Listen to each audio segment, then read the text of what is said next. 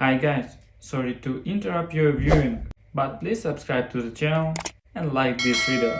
Thank you. My sister's kidneys were shutting down. And apparently, so was everyone's memory. It's funny how a medical emergency will pull a family together, if you even want to call this group a family, but the glue they use always seems to be guilt, not love. The call came at 8:30 in the morning, just when I was about to pour the last of the decent coffee into my mug. Mom's voice was brittle, desperate, and uninvited. "Rachel, it's your sister. Samantha's kidneys are failing. We need you to get tested. You're her only shot." No hi, no, how are you? Not even a damn pause before launching into the ask. Just need like it's always been.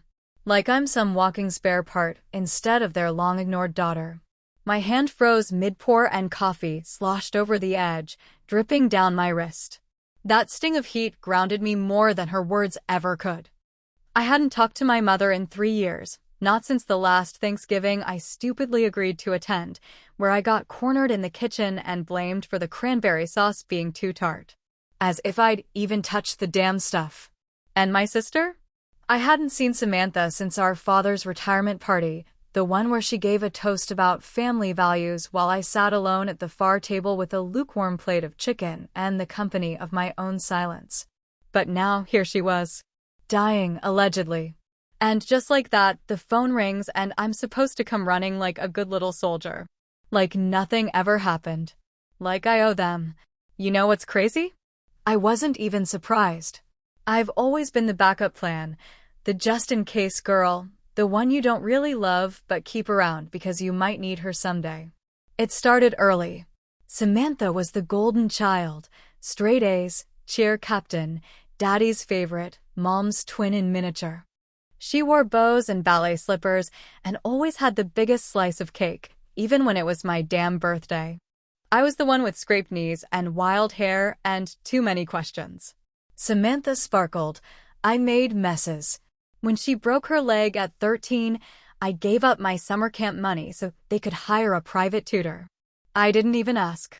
When she failed out of college and blamed her boyfriend, they paid for her to start over at a community college in Arizona. When I got into a state school on a scholarship, no one even came to move me in. And now they needed my kidney. "It's the least you can do," Mom said, her voice shaking with something she probably thought sounded like maternal concern. "After everything we've done for you." That line hit like a brick to the teeth. What the hell had they done for me? Kicked me out when I told them I was struggling with depression? Blamed me when Dad found out about Mom's affair and needed someone to be angry at besides her? Sent birthday cards 3 days late, if at all? I let her talk. Let her twist the knife in the way only mothers can when they're trying to shame you into something that should be your duty. The funny part is, they all think I'm cruel, cold, detached. But I'm not. I just learned early that crying in front of wolves only makes them hungrier. When I got off the phone, I didn't cry. I didn't scream or throw anything.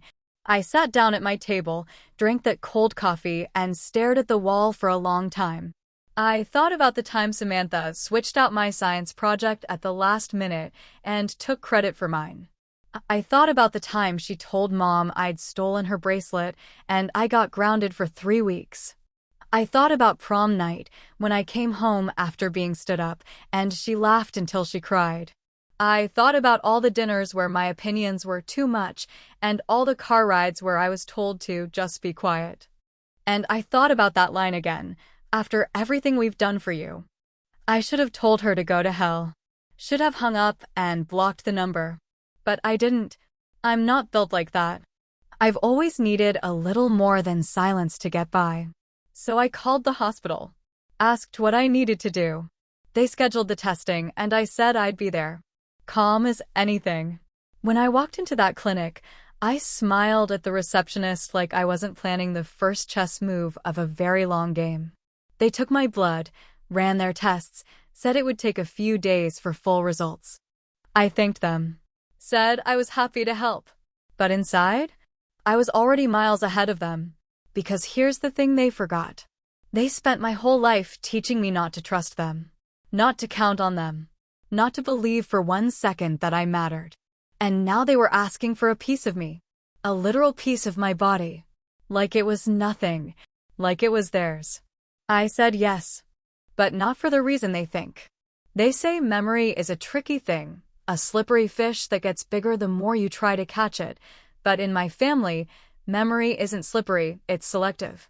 They don't remember the things that would make them look bad, and they cling to the scraps that paint them as saints. But I remember. I remember everything. I remember the smell of bleach on my hands after cleaning the bathroom that Samantha never touched, because chores weren't for girls with hair that perfect and grades that good. I remember the way Mom once told me, calm as reading the weather, "You're lucky we even kept you," and no one in the room asked what the hell she meant by that. I remember Samantha crying crocodile tears when she got caught shoplifting earrings from the mall, and how somehow I ended up apologizing to the security guard, because that's what a good sister does. People think being the black sheep is about rebellion, like you're the wild one, the one who broke the rules. But the truth is, sometimes you're the black sheep just because you were born after the golden child, and there's no spotlight left for you to stand in. I never had the luxury of failure because mine wasn't met with concern or support, it was met with exile. I got a B- in algebra once, and it turned into a family meeting. Samantha failed 3 classes senior year, and she got a trip to Cancun to reset her mental health. When Samantha was 15, she totaled Dad's car. Didn't even get grounded. She got a newer one for her sweet 16. Meanwhile, I got kicked out at 17 after staying out too late with a boy who wasn't even my boyfriend. I didn't lie, I didn't drink, I didn't even touch him, but when I walked in the door at 1:30 in the morning, Mom was waiting with her arms crossed and her mouth drawn tight. This house has rules, Rachel. And if you can't respect them, maybe you don't need to live here. No yelling, no drama. Just like that, I was out. Bag packed. No ride. No explanation to my friends. Not even a call from Dad, who just stared at the television like the news anchor was gonna tell him how to parent. I found a couch to crash on. Then another. Then a basement room with mold on the walls and a landlady who smelled like menthols and bad decisions. I worked 3 jobs through community college, coffee shop, diner, bookstore. None of them glamorous, none of them easy. I saved every penny like it might grow legs and run away if I blinked. I built a life out of spite and powdered coffee creamer while Samantha floated through hers like it was padded in bubble wrap. Even now, she lives with Mom and Dad still. 34 years old, and her biggest achievement is getting verified on social media for posting yoga videos with inspirational quotes she didn't write. Meanwhile, I've built a whole business from scratch, paid off a car that's older than her last boyfriend, and managed to live 10 years without hearing the words, "We're proud of you." Not once. Not even when I bought my first home. Not even when I sent Dad a birthday card every single year out of some stupid, hollow instinct that maybe this year, he'd send one back. He never did. What really got me, though, what stuck like a splinter under the nail, was how easily they all just assumed I'd show up when Samantha needed a kidney. Like I was on standby this whole time. Like they hadn't left me behind like a coat they forgot to pick up after a party. There was no conversation, no apology, no hesitation. Just that same old Carol brand guilt. It's the least you can do after everything we've done for you. And I had to laugh, I really did. Because that sentence? That's the joke. What exactly had they done for me, other than give me a masterclass in emotional survival? I remember once, Samantha said she'd pay me back double what she borrowed, $40 for a sweater or something, and gave me 15. She said it was double because 15 is twice as much as 40. I should have seen the future right there. But I didn't. Or maybe I did and I ignored it, like you ignore the sound of a pipe ticking in the walls. You tell yourself it's nothing until one day the ceiling caves in. And then everyone acts surprised. So when I got the call about her failing kidneys, I didn't rage. I didn't mourn. I didn't do any of the things they would have expected. I went quiet, like a pond before a storm. And I made an appointment. I told the hospital I'd get tested. And I did. I let them poke me, take my blood, scan my insides. I answered every question with the calm, flat voice of someone playing a part in a play she didn't audition for. And afterward, I went home, made a drink, and stared at the paperwork sitting on my desk. I didn't call Mom. I didn't text Samantha. I didn't say a damn word. Because in that moment, I realized something important. I wasn't angry anymore. I wasn't even hurt. I was planning. Because when you've been discarded long enough, when people treat your body like a warehouse of spare parts, there comes a time when you stop begging to be loved and start sharpening the knife. I got tested the next day. And then I did something none of them would have expected. The envelope sat on my nightstand like a bomb with no ticking sound, its weight heavier than the paper it held, heavier even than the expectations they had tried to wrap around my throat like a scarf in summer. I had the results in my hand, typed neatly, impersonally, sterile as the hospital room where they told me the truth. I was a match, not just compatible. A perfect match, they said, as if my body had been waiting its entire life to save the one who had spent hers destroying me in tiny, socially acceptable doses. The nurse had smiled like this was good news, like I should beam with the satisfaction of being the answer to someone's desperate prayer. I thanked her, because that's what polite people do, and I walked out of that clinic with the kind of calm that doesn't come naturally. I had to force it, like putting a lid on a boiling pot and pretending the hiss of steam isn't the sound of rage escaping in doses. I didn't call anyone. I didn't cry. I went home, poured myself a whiskey with too much ice, and I started writing. The first line came easily. It had been living under my tongue for years. This letter is not an apology. I wrote it slowly, each word carving a little more of my truth into the page, and from there, the floodgates opened. I didn't write it for Samantha. I didn't even write it for my mother. I wrote it for me. For the girl they never listened to, the teenager they threw away, the woman they expected to sacrifice without so much as a thank you. I wrote about the time I stood in the kitchen with bruises on my wrists after Samantha shoved me into the wall, and how Mom told me not to make a scene because your sister's going through a lot. I wrote about the night I tried to come home after getting laid off and they told me the guest room was already taken. I wrote about every invisible birthday, every compliment that was really a correction, every time they pretended I was something to be fixed instead of someone to be loved. And I wrote about the kidney, about how it was never really a request, never a plea. It was a demand with sugar on top, dressed up like family values and handed to me like a favor I owed them. As if I hadn't already given them everything they took without asking. The letter spanned 7 pages by the time I was done, single-spaced, typed, printed in bold 12-point font, because if I was going to read it out loud, I wanted every word to land like a slap. I folded it slowly, like something sacred, and slipped it into a plain white envelope with no return address, no decoration, no warning. It sat on my nightstand while I rehearsed the words like a monologue, because I wasn't just going to read it. I was going to perform it. I imagined their faces, how Samantha would scrunch her nose like she was smelling something rotten, how Mom would stiffen like someone just accused her of being less than perfect, how Dad, if he even showed up, would look down at his shoes like maybe this floor could save him from having to pick a side. In the meantime, I played my role. I was kind. I was quiet. I was the version of Rachel they always said they wanted, the one who smiled without speaking too much, nodded along when Mom made passive-aggressive digs about how things were so much easier before everyone got so sensitive. I brought Samantha soup. I held her hand during her dialysis appointments. I listened to her cry about her fear of dying with the kind of patience that made me want to scream into a pillow after she left. And every time she said, "Thank you for doing this," I smiled and said, "Of course. Of course, I'm saving your life. Of course, I'm doing the one good thing I've ever done for this family. Of course, I'm sacrificing a part of myself so you can continue living yours." But what none of them knew, what they could never guess, is that I wasn't offering my kidney. I was offering a reckoning. The night before the surgery, I couldn't sleep.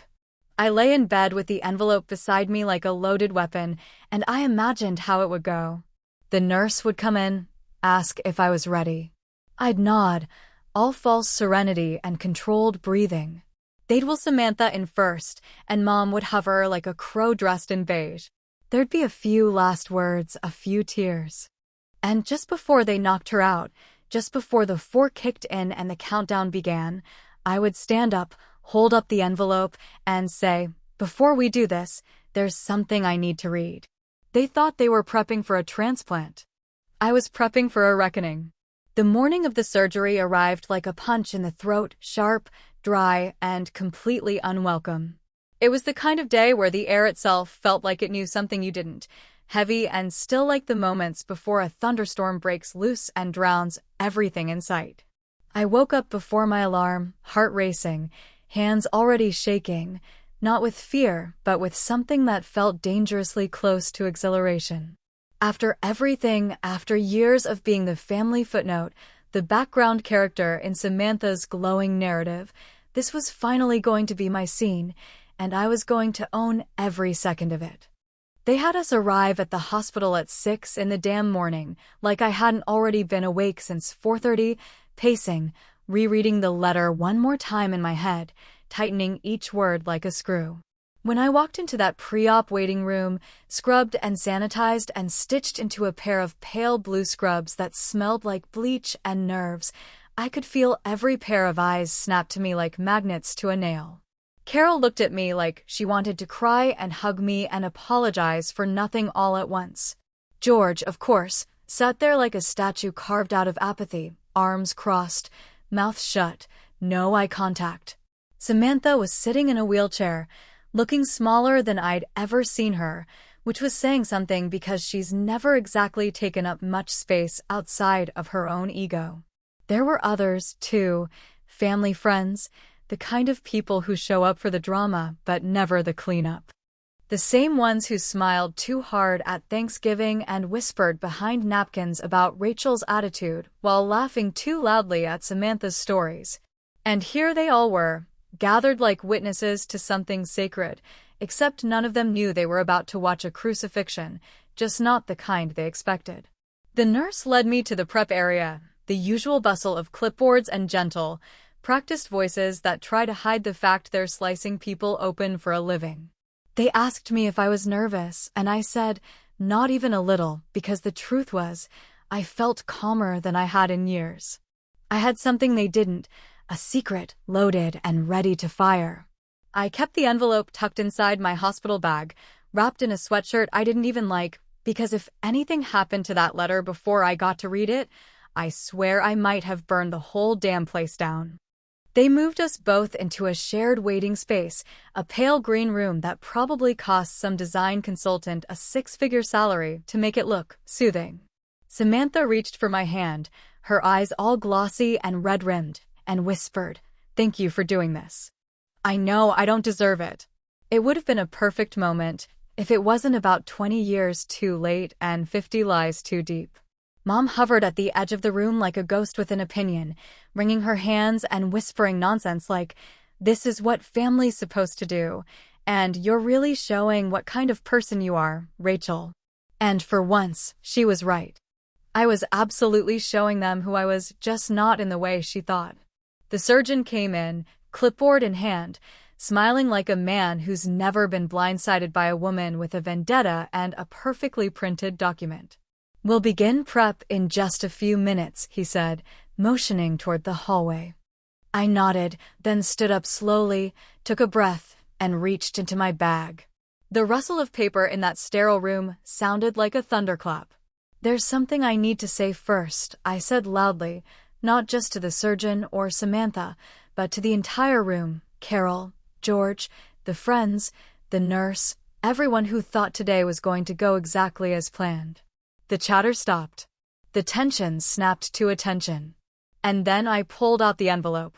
I wrote something, I continued, my voice steady in a way that felt foreign and thrilling. "Before we go into this, I think it's important that everyone hears it." Mom's face drained of color, as if she already knew where this was headed. Samantha opened her mouth to speak, but I held up a finger, just one, and said, "Let me finish. You've had a lifetime of speaking first." And then I began to read. I read every word like it was scripture, like it was a confession and a trial and a funeral speech rolled into one. I read about the bruises and the gaslighting, the manipulation masked as parenting, the favoritism so thick it could have been served on a platter. I read about the time I almost dropped out of college because I couldn't afford textbooks, while Samantha got flown to Aspen to clear her head. I read about being kicked out, lied to, forgotten, used. I read about how this family only remembered I existed when they needed something from me. Faces shifted like storm clouds. Mom looked like she might throw up. Samantha was openly crying now, but I didn't stop. I read until the air felt like it could catch fire. I read until every wall in that room was echoing with the things they had refused to hear my entire life. And then, just as the last page curled under my fingers, I paused. Everyone stared at me, waiting for the next line, the wrap-up, the reassurance that this was just me venting before I dutifully climbed onto that operating table and gave them what they wanted. And that's when I said it. The last line. The part that hit like a damn freight train. I held the room in the palm of my hand, every breath stalled mid-chest, every face stretched taut with expectation, and for the first time in my life, they were all listening, truly listening, not to dismiss, not to correct, not to roll their eyes or twist my words into something palatable, but because I had something they couldn't ignore, something that pulled the rug out from under the decades they'd all stood on like it was stable ground. I took one final breath and read the last line with the kind of calm you only get when you know the bomb is already halfway to the floor. I'm a perfect match. But I choose not to donate. Because I'm done being the body you throw under the bus. The silence that followed was the kind you don't hear often in real life. It wasn't just quiet, it was shocked, the kind of silence that screams in the ears and punches in the gut. The nurse dropped something, her clipboard maybe, or a tray, but I barely registered it over the sound of Samantha's voice breaking like glass, her scream cracking out from behind the oxygen line like she was the one suddenly dying. Carol lunged forward, her mouth already open to unleash some holy hell, and she did not disappoint. "You selfish little bitch," she spat, voice trembling with a fury only a mother like mine could muster, righteous, entitled, and completely disconnected from accountability. "You're sentencing your sister to death. You think this makes you strong? You think this is brave?" I didn't answer right away. I let the words hang there like smoke, thick and toxic, because I wanted everyone to hear what wasn't being said, that even in this moment, when I had laid bare every scar they ever gave me, they still believed they had a right to my body, to my silence, to my sacrifice. "I think," I finally said, my voice low but clear, "this makes me free." And with that, I turned and walked out of the room. There was chaos behind me, I'm sure, calls to nurses, tears from Samantha, muttering from George who probably still didn't understand half of what had just happened. But I didn't look back. I didn't need to. I had done what I came to do, and every step I took down that fluorescent hallway felt like shedding an old skin I'd been trapped in my whole life. The days that followed unfolded like a slow, spiraling storm, one that didn't crash down all at once, but soaked through everything, gradually and relentlessly. The voicemails started that night. Carol, of course, was first. She left a 5-minute masterpiece of anger, guilt, pleading, and backhanded praise that ended with, "God help you if she dies." Then came Samantha's turn. Hers were quieter, more erratic, some crying, some angry, one terrifyingly calm where she said, "You'll regret this. One day, you'll realize what you've done." George never called. Not once. But someone, probably Mom, posted a long, weepy status on Facebook the next day, tagging every extended family member and including the phrase "betrayed by blood" more than once. My inbox filled with messages from cousins I hadn't spoken to in 10 years, some calling me brave, others telling me I was the reason Samantha was now on a transplant list with dwindling hope. One of them said, "You're a monster. And you'll die alone." That one made me laugh out loud. Because monsters don't cry themselves to sleep for 20 years begging to be seen. Monsters are made when people treat you like one long enough that you stop denying it. But here's the part no one knows. The part one never told a soul. Not the nurses, not the hospital staff, not even the friend who drove me home that day and asked, gently, "Are you okay?" As I sat in the passenger seat staring out the window like I was watching someone else's life roll by. I had lied. I was not a perfect match. In fact, I wasn't a match at all. The results came back 2 days before I read the letter, and they made it very clear I couldn't donate even if I wanted to. Samantha's blood type was incompatible, and the cross-match came back negative. Medically, scientifically, I was no use to her. But emotionally, psychologically, symbolically, that was the masterpiece. Because I wanted them to live with the choice, the belief that I could have saved her and simply chose not to. I wanted them to feel the weight of that decision every single day, the same way they made me carry their judgment, their silence, their favoritism, their indifference. I wanted to hand them the burden of the what if, the same way they handed me the blame for every mistake they couldn't bear to hang around Samantha's perfect little neck. I kept the test results in my drawer for exactly 1 week, folded between 2 pages of the letter like a secret only I was allowed to carry. I took them out one last time on a Thursday night, lit a candle in the kitchen, not for her, not for them, but for me, and held the paper over the flame until the corners curled and turned black and floated to the ground like ash from a house that had finally burned down. Let them wonder. Let them whisper. Let them write their stories with me as the villain. I don't care. I've been the villain in their version of my life for as long as I can remember, and now I get to be the writer. Let them choke on that what if. Just like I choked on their silence all those years.